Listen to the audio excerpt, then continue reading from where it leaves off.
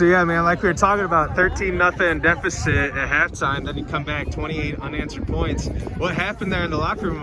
You give a little motivational speech or anything like that? What happened? Yeah, that's our first time being down at halftime, so we really just all took it serious, and we were getting really pissed off, so we just all had one big speech, and we just came back out here and played lights out, I thought.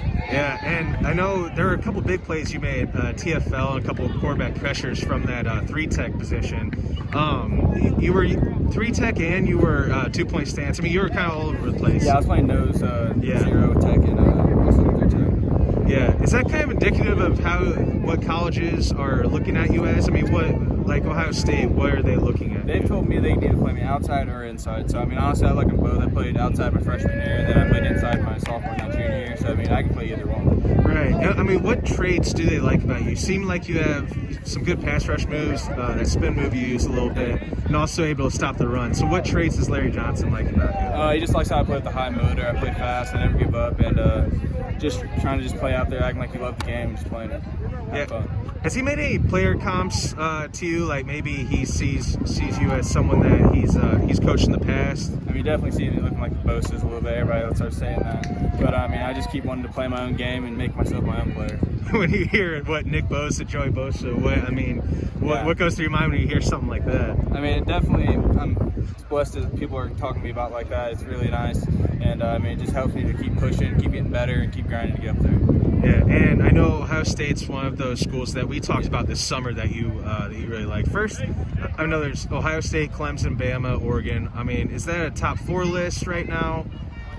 To be honest, I haven't visited anywhere yet, so I'm kind of open right now. I need to get to a couple places I need to go to and start to get it shortened a little bit. Yeah, is that kind of, this extended dead period, how tough has that been on you?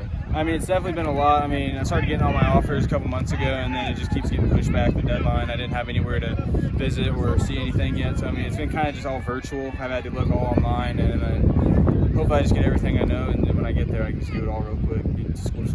I know when you got your offer, what was that, back in May from Ohio State, whatever it was.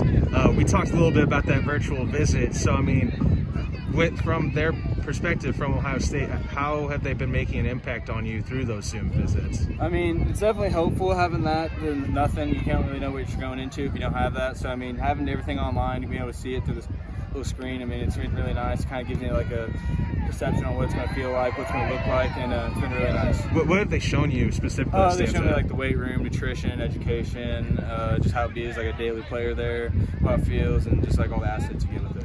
And then those other schools like Clemson, Bama, Oregon. What are some things that stand out about those places?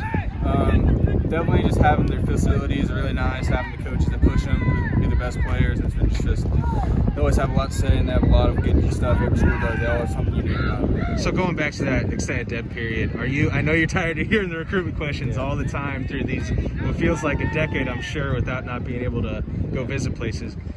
How does that affect your decision timeline? Are you intent on waiting until the dead period's lifted?